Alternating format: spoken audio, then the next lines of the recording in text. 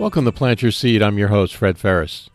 On each episode, we share stories of how ordinary people have transformed their lives. Each story is compassionate, each story is authentic, and each story is a transformation. Here are the stories of the people who are changing our world by transitioning to a plant-based diet. Today on Plant Your Seed, joining us from London, we have Damien Clarkson. Damien is the co-founder of The Pack, a food technology startup making nutritious plant-based dog food. He previously co-founded Vevolution, a leading technology platform for the plant-based business community, where he is still a board member. Welcome, Damien. Thanks, Fred. Thanks for having me on the show. And it's a pleasure to go on a podcast and talk about all the stuff that we're so passionate about. So, yeah, thank you very much. Thanks for being here on Plant Your Seed. Now, one of the things that people say is that dogs are carnivores and therefore need to eat meat. What is it about a plant-based dog food that makes it right for people's pets? That's a really good question. I think we have to start at where we are at in terms of dogs' health at the moment. Dogs are facing an obesity crisis. Cancer rates are sky high in the dog population. And, dogs are loved members of the family and they're being taken away from us earlier than we would like. And I think that's across the board. If you look in any country across the world, this is the crisis that dogs are facing. So I think to sort of dissect your question, dogs have evolved alongside us human beings for thousands upon thousands of years and lived alongside us, by the campfire, and they would have eaten whatever was available. And that would have been scraps of meat, it would have been scraps of cooked starches, it would have been whatever they could get their hands on, basically. Mm-hmm. So dogs are naturally omnivorous, meaning they can eat meat and plants and they can digest the proteins of both. And over the years, the enzymes in a dog's stomach have evolved and changed to make it actually better at digesting plant proteins than its sort of ancestor, the wolf, would have been. So they've evolved over thousands of years to the point where they can thrive on either a plant-based or a meat diet. That's the truth of where we're at. But where we've got to is that the meat diet is making dogs sick because the pet food industry is a pretty dirty business, and what our animals being fed isn't good for them, and it isn't good for the planet. So that's where plant-based dog food comes in. We're offering a healthier, leaner proteins in a similar way as it does to humans. We can hit the same nutritional requirements that dogs need, and I think the goal now is to really make it taste amazing, because that was what moved the needle in the human space when we made the human plant-based food taste amazing. And that's when it went from a niche concern to being a mainstream a movement. And that's what we're trying to do at The Pack. We know we can do the nutritional. We know it's healthy for dogs. There's research coming out all this time proving this further. Now, can we make it something that dogs absolutely love? And that's what we're obsessed with at The Pack. Now, we know that plant-based diet for humans has benefits like reducing inflammation, reducing heart disease, helping with weight loss. Are any of these benefits transferable to dogs if they eat a plant-based dog food? The research is starting to indicate. There was a large report released this month in March 2022 by Professor Andrew Knight, and it showed that the healthiest diets for dogs were either a raw food diet or a plant-based diet. And it showed that a plant-based diet was healthier than conventional meat-based diet. So the same kind of benefits you would expect if you switched to a plant-based diet as a human, you could see with a dog, and that is less inflammation in the joints, lower blood pressure, less risk of chronic health disease. So these are things that are starting to come through in the research that's being published, and definitely what we see, as key reasons why pet parents should start looking at introducing more plant-based foods into their dog's diet. I think here at The Pack we advocate both feeding a fully plant-based diet if your dog likes the food, and we know what we're creating and what some of the other brands are creating is really good stuff. We're also equally open to people joining what we call flexi doggians and introducing more plant-based meals into their dog's diet, because ultimately variety and more plants are going to benefit dogs long term. Now, with climate change affecting us more and more, a lot of people forget that their pets contribute to this crisis as well. How are you getting your message out there, and how is it being received? Yeah, the climate crisis is being fueled by many things, and one of the contributing factors definitely is the pet food industry. I think if you look at all emissions from meat across the US, 25% come from cat and pet food.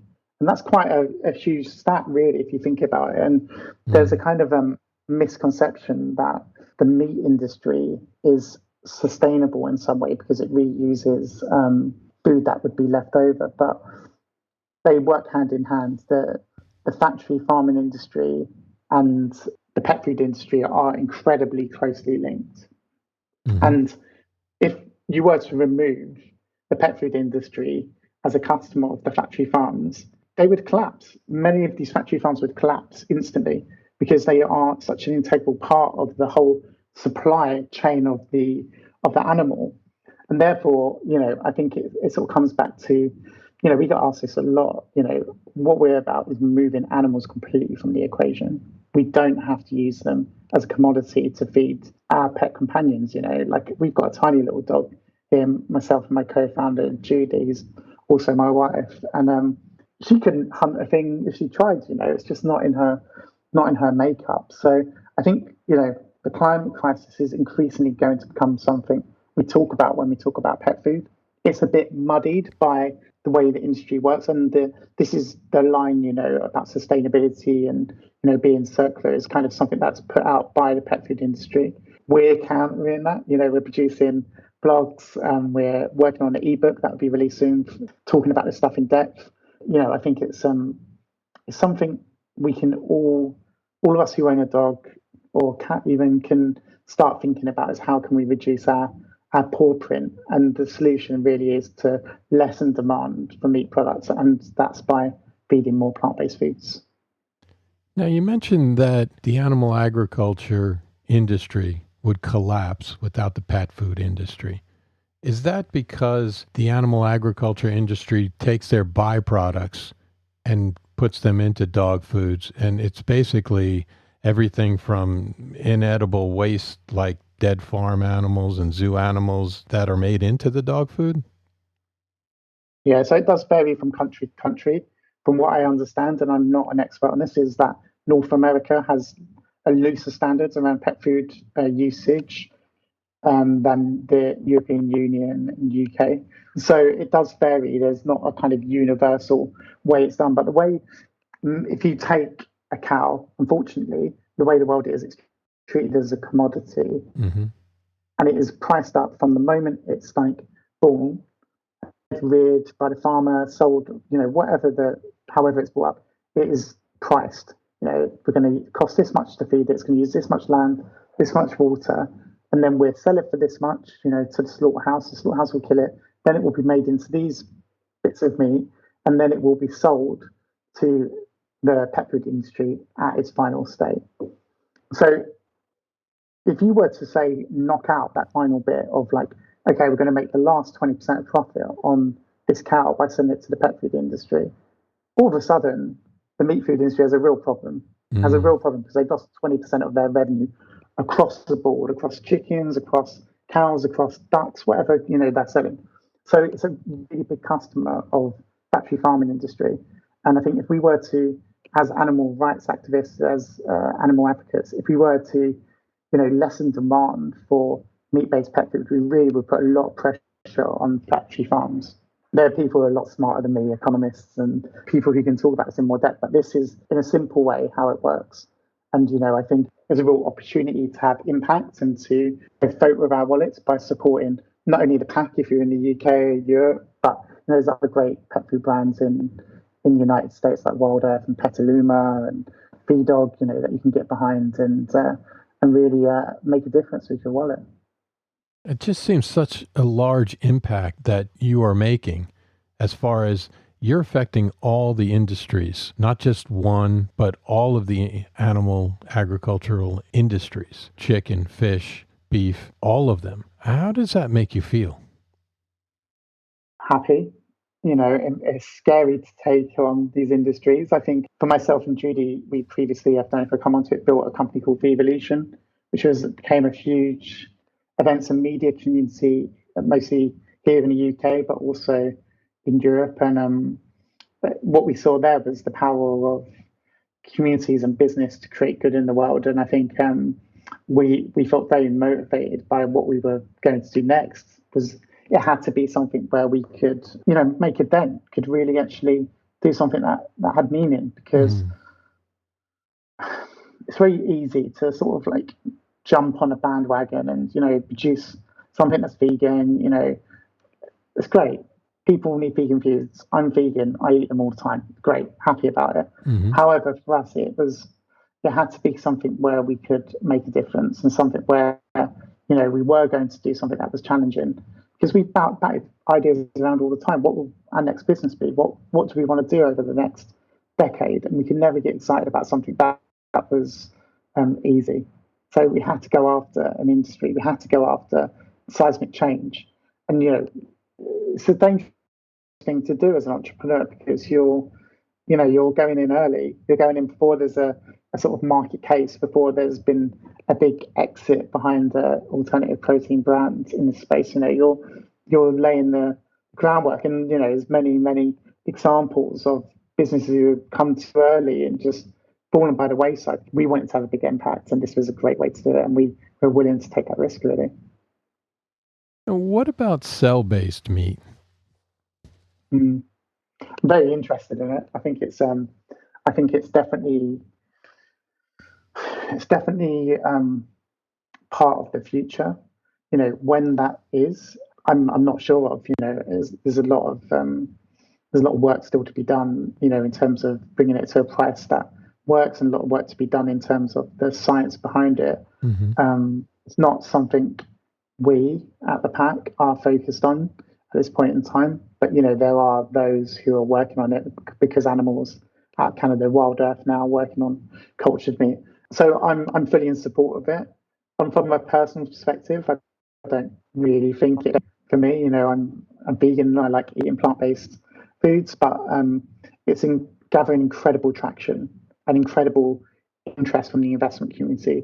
And the reason being is because it's there's IP behind it, there's technology behind it. This is something that doesn't need to go into retail necessarily in millions of units. It's something that can be, these companies working can be acquired by bigger players, as opposed to when they decide, okay, the social environmental issues mean that now this needs to happen. Yeah, it's very, very interesting. I watch it closely, but it's not an area we're working on at the moment. Now, will changing a dog's food to a plant-based dog food affect its behavior?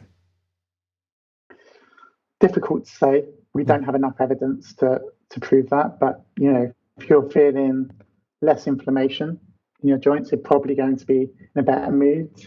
I think that's kind of clear. Obviously, when you eat meat, your hormones and testosterone and other stuff that's been in the animal that you're consuming, I believe that when you shift to a plant-based diet, your changes as a result, because you're no longer ingesting these hormones. That's my personal belief, without any real science behind it.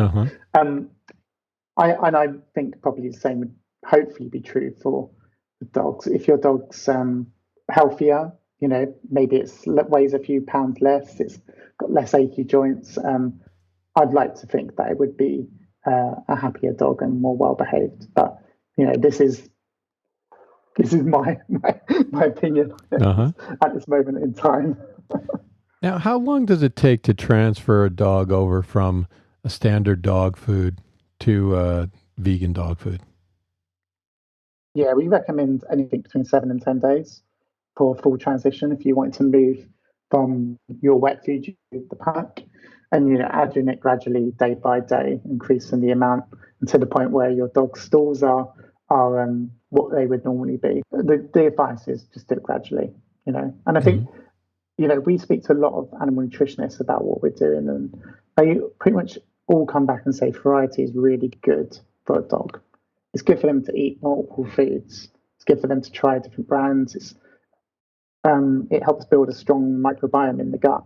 And I think the pet food industry does not like this because they want you to buy 6 cans of your favorite dog food and 5 kilograms of your favorite kibble every week, every 2 weeks, whatever cadence is. It doesn't fit their narrative to say, hey, variety is good for the dog. Actually changing the food with some frequency isn't terrible for the dog.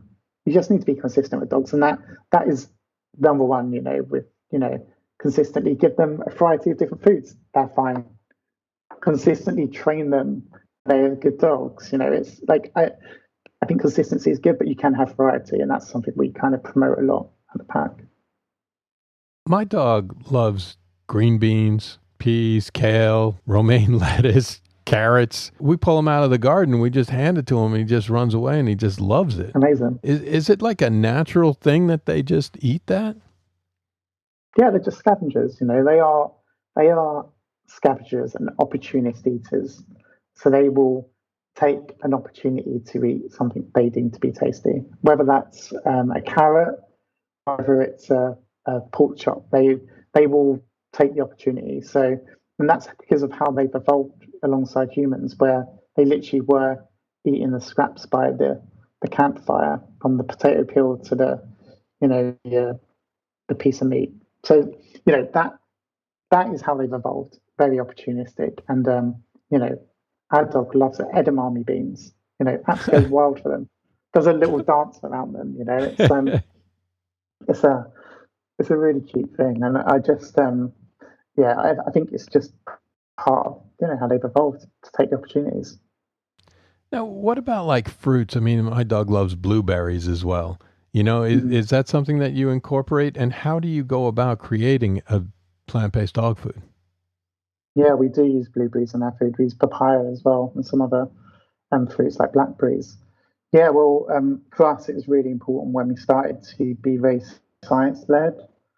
Having watched the innovation in the plant-based human space, we knew what we could do through great formulation and food science. So we straight away found a food scientist to work with us, who then very quickly came up with a really cool product that we were really conceptually excited about, but we hadn't thought about how do you make this into a commercialized product where you can make profit and you can make sure the dogs are getting absolutely everything they need. And that's when we hired a food technologist into our team who had been making pet food for over 30 years, mostly in the meat industry, but with some experience of plant-based. And that was really what kind of helped us take what was something that was I guess very nice conceptually and could hit the right levels on paper to being something that was a taste kind of drooling inducing product for dogs. And we work very closely with our kind of own in-house product team, that is food scientists, food technologists, animal nutritionists, and liaise with vets as well on this. And the ideation comes really from our experience of being pet parents. What do dogs like? What's missing in the market? And our co-founder Russell, he has a great experience on ingredients and is always looking for things we could use that help us with things like digestion. Gut health is really big for us, so we're always looking at ingredients we can implement to boost doggy gut health. So it's based on experience, based on gut, based on research, but ultimately everything we're doing, we're coming back to taste. And can we make sure that we're getting that taste in? Because the nutritionals, we're doing that. We're making sure we're hitting best in class nutritionals for plant-based products. But then we come back to taste, and it really comes down to, can we make sure that what we're feeding the dogs really, it tastes great, and we've got the healthy nutritional part done. Can we make it taste amazing as well? You mentioned economics. How do you keep it at a price point that is competitive?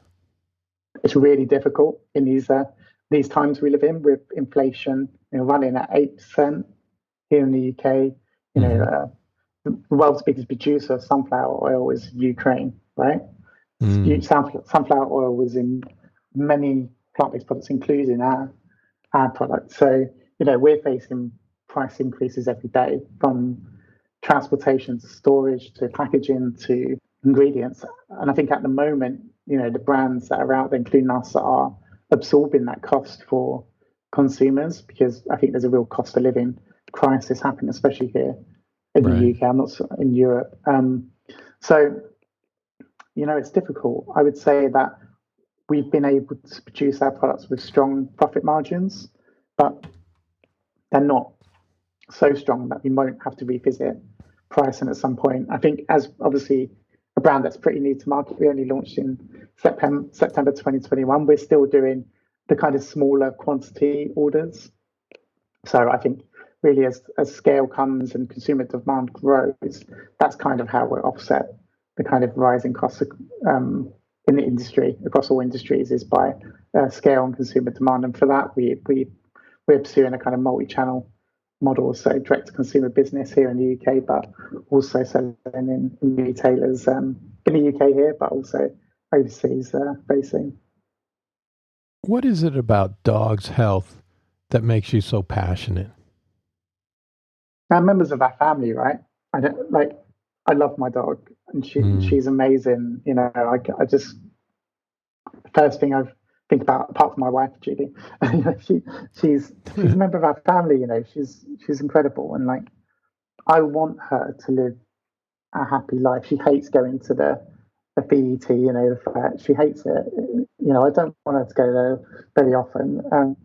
And if I can do that and give her more years and all the other dogs out there more years or more months, it's a really worthwhile thing, because dogs bring so much into our lives, right?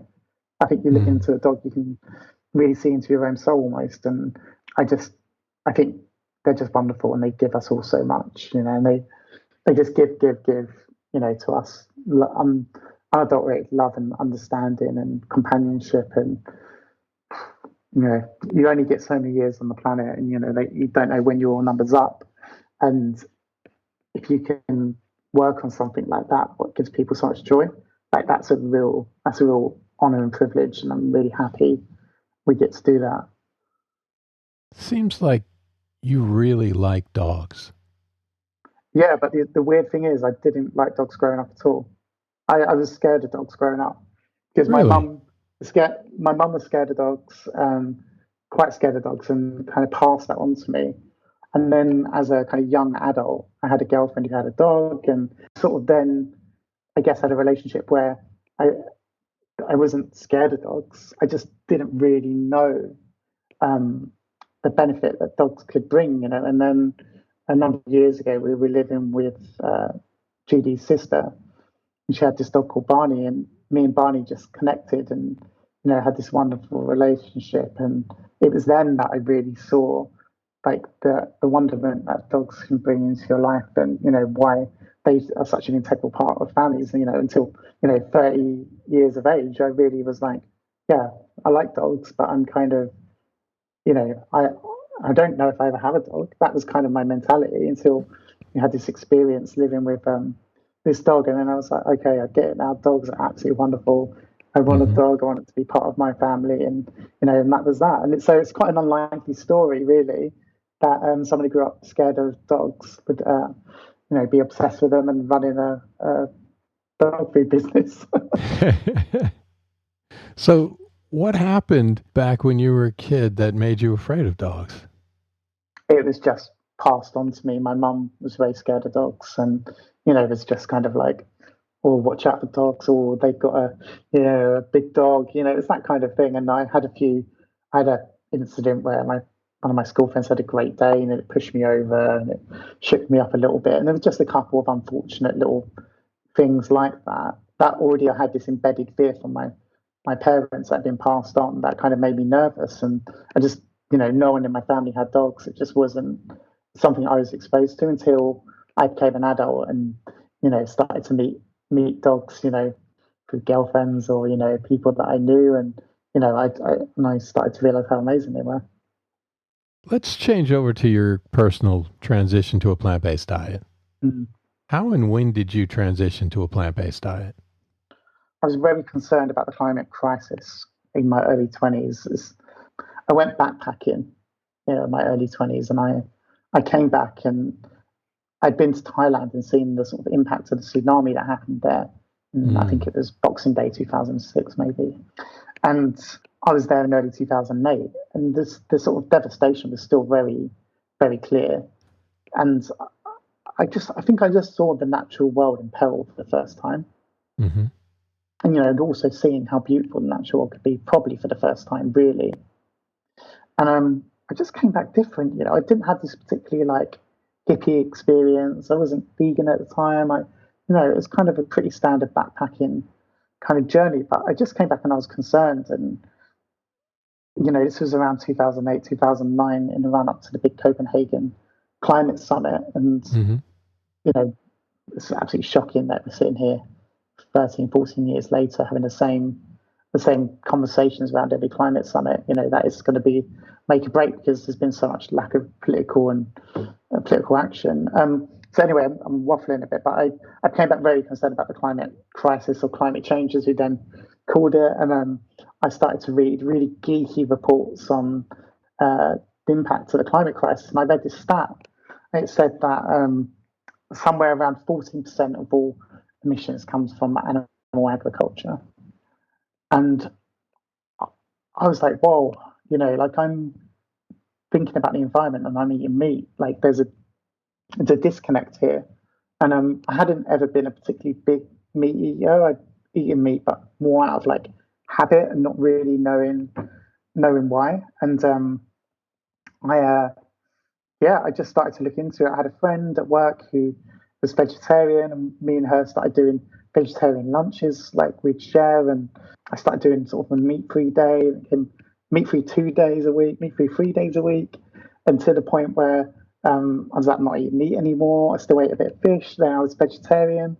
And then I think finally in 2013, I went vegan in June 2013. So we're coming up to 10 years next year. It's pretty crazy. But I've been vegetarian for like maybe about 18 months, 2 years before that. And it was very much started by the environment to start with, but it's one of these things, right? Once you start looking into it, you start looking into the impacts of the dairy industry. Not good. You start looking into like where you just start learning where eggs come from. You just start watching these videos on YouTube, and I became very I became vegetarian. Then it was just a case of like, when am I going to become vegan? It wasn't like if, it was like when. I had this vegan friend who used to bring me around a vegan cheese called the Gusto, which you can get still occasionally, and trying to like get me to give up cheese. And it did the job. I became vegan, and I was very lucky because I met someone called Matthew Glover, who is the founder of Veganuary, co-founder of Veganuary, with his wife Jane, and they asked me to come and work on the very first Veganuary campaign. And for those who don't know, Veganuary is a global vegan campaign. It's become very successful around the world. This was the first iteration. So I came and helped them with a bit of social media and digital communications on this campaign. And, the impact it had, what is it now, 8 years ago, was really, kind of smallish on the sort of scale of where it is now, but big in terms of what we expected. And for me, it was a real pivotal moment, because I was able to see what Matthew and Jane had achieved, and then how this had shifted people's mindsets and perceptions around going vegan. I think we had about 7,000 or 8,000 people take part in that first year. Now millions of people across the world do Veganuary every year.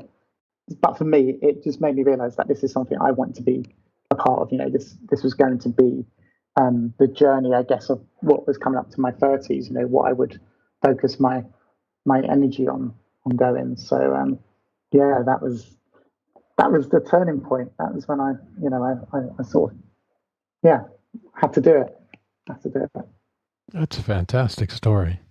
It's cool. Yeah, I'm lucky. I'm a big believer in like being ready for opportunity. I prepared myself throughout my life by being curious about things. Never being someone to go, oh, that's just the way it is. Being someone go, okay, but why is it like that? And I think that's a mindset and a trait you find with a lot of people who are vegan is that they are questioning. And so I prepared myself for that opportunity to meet Matthew, to meet Jane, to get involved with veganuary, to become a climate activist. I was very involved in climate activism, really from 2009 to 2013, 14. I learned about this stuff, written about it for free, been advocating this stuff, and then opportunity came for me to join this campaign, but also then to become part of what was a burgeoning, really young, very undeveloped kind of plant-based business movement in Europe, and that was to be the next chapter. But my curiosity and my just doing things for free and for interest had given me the opportunity to then go and do what I do today. Did you notice any positive changes, both mentally or physically, since you changed to being vegan? It's really difficult. It's been so long. I can't remember how I felt back then. I was in my 20s, so it was a bit more emotional, maybe. I think physically, I've been on a real roller coaster, and I don't think I could definitively say my health is better or worse. I just don't really know. I'm someone who, as of today, I'm in average shape. But 6 months ago, I was in really good shape, and 6 months before that, I was in terrible shape. I'm someone who's always struggled a bit with weight loss and gain. I have scoliosis, in my back. I've had it since a teenager. I've ran 2 marathons. I've been incredibly fit and healthy through much of my vegan journey. I've also been quite unhealthy and overweight for some of my vegan journey. So it's really hard to say, but I think what will pan out is hopefully in the long term, I'm going to be at less risk of diabetes, cancer, heart disease, these kind of chronic health diseases that affect people. And, I'm looking at my personal family history. My dad died at 56 of motor neuron disease, a terrible, terrible disease. They don't really know what causes it. My granddad died at 64, bowel cancer. My nan died at 70. There's the DNA record isn't looking particularly great. The sort of genetic profile. So if I can take steps like this to offset that, that's great.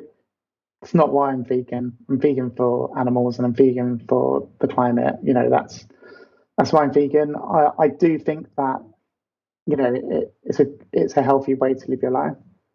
I don't really think I'm the poster boy for it.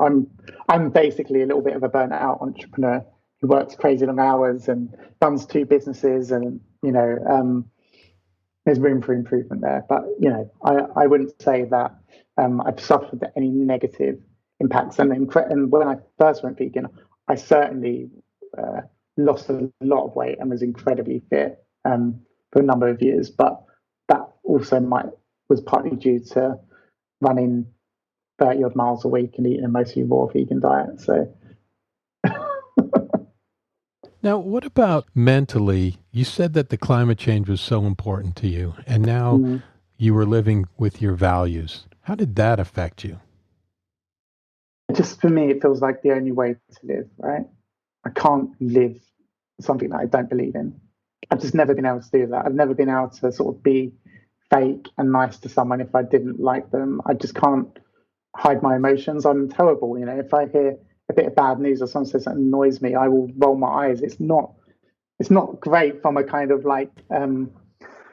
how to say, a people perspective. And I think what has come to my attention over the years is that I sit somewhere in the neurodiverse spectrum. It's like before we started this podcast, you asked me, should we do video or not? I said I'd like to do video because I sometimes struggle to read cues from people. I've noticed that I didn't know that when I was younger. I just I now find it easier to do things video.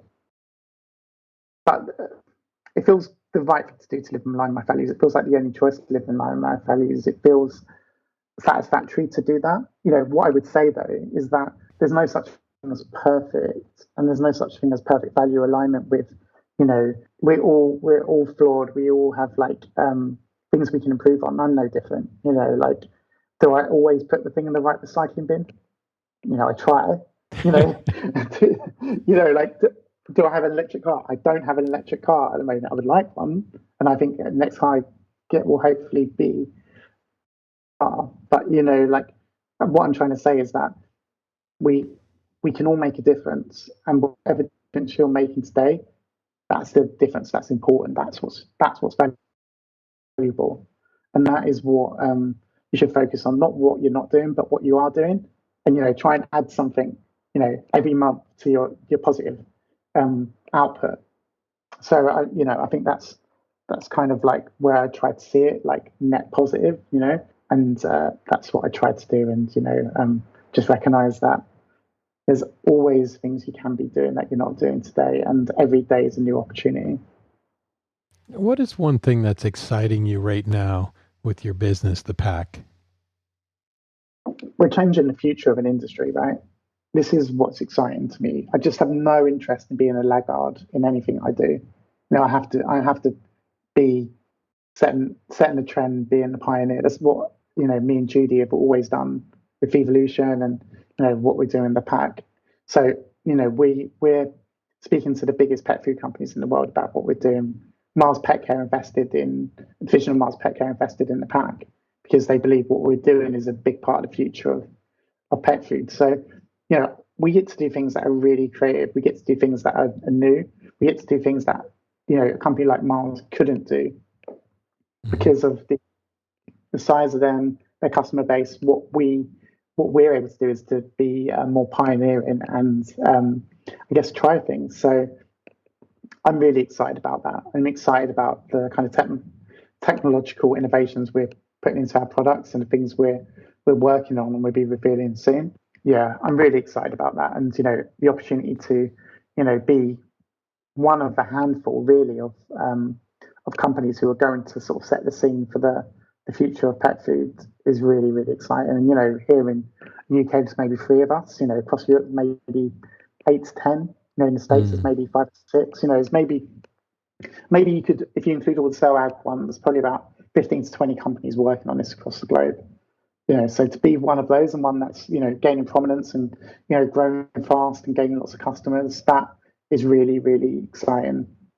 And a privilege to do. I recognise a series of fortunate events and being prepared for opportunity have enabled me and Judy to do this, and I'm really happy about it. What gave you the courage to start the project? Because you said you weren't even a dog person a long time ago, and now you've changed to making dog food. What gave you the courage to start your project?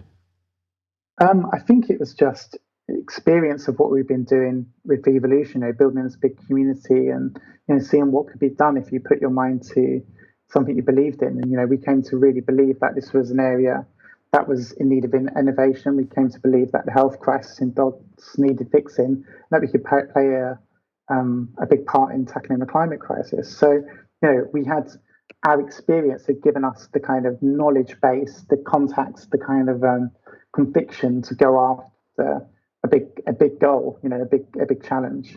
Mm-hmm. And so the whole thing about growing up like not really liking dogs wasn't even a consideration, because I had this complete amazing experience with dogs in later in life, and it had been I'm totally obsessed with dogs. Absolutely, completely become mad about how I could help them and really do that for them. I also mean, you weren't a scientist, right? If I'm oh, I got a great idea, I want to start like you did. I want to start something that's going to be great for dogs. You're not a scientist. So how do you get that courage to just say, you know what, I'm going to do it anyway? Yeah, that is something that has been built over the years within myself and Judy and Russell, our co-founder. I think we're not scientists. Me and Judy really are marketing comms community builders. But it's that thing where we've been looking around for years and years, me and Judy, and saying, okay, we love dogs. There's definitely an opportunity here. There's the health crisis in dogs. When's this great product going to come out? And when's this great product's going to arrive? And they weren't arriving. And then it's that moment where you look around the room and you go, oh, we're the people who are meant to do this. And this is exactly what happened with Evolution. We would go to events and we'd be like, cool, we don't belong here because we're the change makers and we're not here to judge people and to sort of self-indulge each other. We want to speak to new people about plant-based and about, the climate crisis and about why we need to design better solutions for the world and reinvent the food system. So we're going to do it. We had no right to do it. We had no track records. I'd been vegan for like 18 months. Judy had been vegan for like 6 months. We just went, we know a few people. We know some artists. We know some musicians. We know some food innovators. Let's just bring them together and see what happens, really. That's fantastic. That's something there was something that happened to me, and I don't know when it happened, but, I just realized that I had to be that person that, did my own thing. And Judy was the same. We struggled to fit into the ideology of like a big company that had like too much bureaucracy or, not a progressive enough kind of agenda. So for us, we always felt frustrated and like misunderstood, I guess. And so for us, actually, entrepreneurship offered a pathway to freedom, but a pathway to impact. And, I think if you would have said to me 7 years ago what we've achieved over the last sort of 7 years, I just never would have believed it. It's just been unbelievable. It's been unbelievable. Like from every element of, thousands and thousands of people come to Vevolution events to hosting our podcast and, interviewing celebrities and entrepreneurs and, then to building the pack and having thousands of customers, feeding their dogs this food that they love. It's a trip. It's an absolute trip. And I'm really proud of us, like what we've done. And I feel like we're only just starting to like crack the surface of like a really, really big challenge. And yeah, that's kind of cool. Now, you mentioned Veganuary. Are there any ways that you would suggest that people transition to a plant-based diet? Just do it at your own pace, like don't put any pressure on yourselves. And, if you're listening to this and you're thinking about going plant-based, like just start today. There's no grand plan. Just, go and buy that Beyond Burger, the Impossible Burger, go and, make a really nice Whole Foods curry, just sort of step up and start saying, why not today? Because, you can always wait for tomorrow and tomorrow may never come.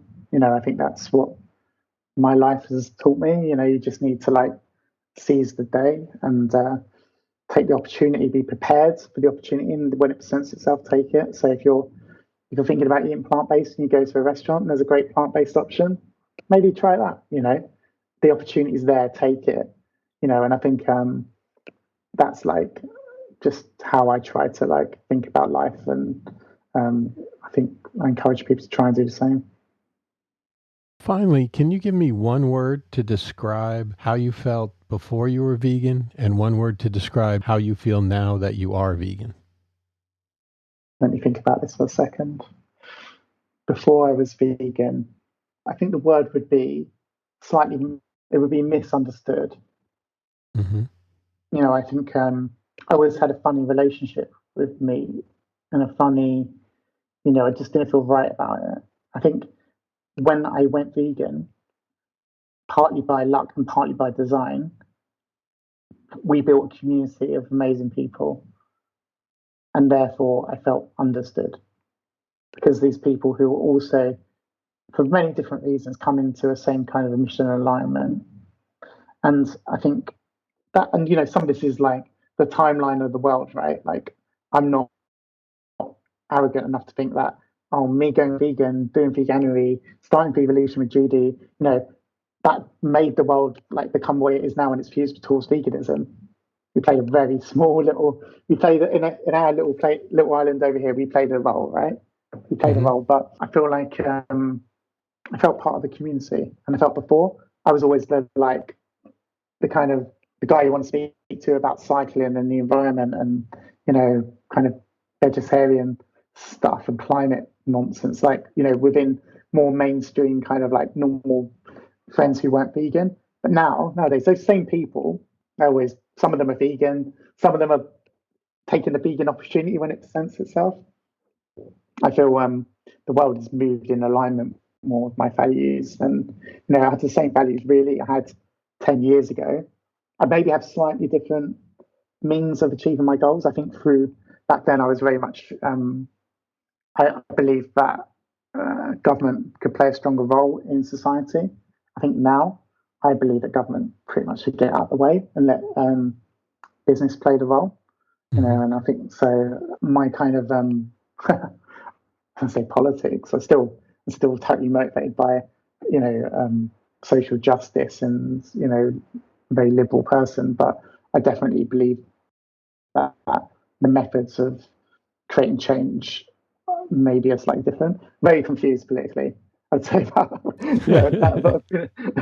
Like most people, by the sounds of it.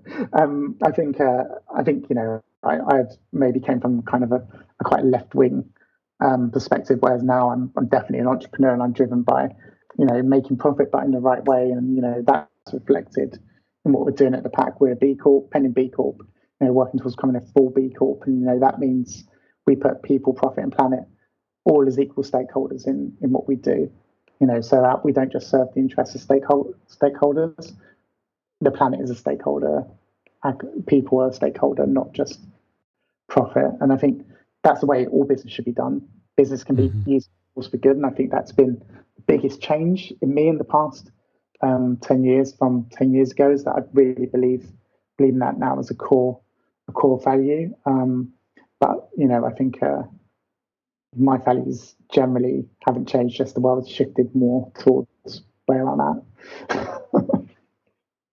Such a pleasure speaking with you. Thank you so much for taking the time. What is the best way for people to follow you and support you on social media? Yeah, so I'm personally at Damien Clarkson on Instagram, on Twitter, on LinkedIn. Damien with a Damien on LinkedIn. I'm very active on LinkedIn. LinkedIn is kind of my social media of choice. If you'd like to support the Pack, be a part of the future of dog food, you can go to thepackpet.com. And, we're at the Pack Pet on Instagram. We're in all the normal places. If you want to email me, Damien at thepackpet.com. I also urge everyone to connect over on Vevolution. So that's vevolution.com, because we have an incredible community there where you can meet other entrepreneurs, meet investors. It's all completely free to access, find jobs, upload your investment rounds. I'm over there, and I try and be helpful to people, especially entrepreneurs, because we've all been the entrepreneur starting out with no emails in their inbox and no contacts, and I'm fortunate enough today to not be that entrepreneur, but to be able to give back where I can, because so many people helped me on the journey, and I continue to try, and Judy as well. We try to help people where we can. Thanks again, Damien, for being on Plant Your Seed. Pleasure. Hope you are inspired by this story, and remember, it's never too late to plant your seed. Links to everything we talked about on the podcast can be found on Instagram at plant.yourseed in the show notes tab in the bio. If you enjoyed the show, remember to leave us a review, and until next time, thank you for listening.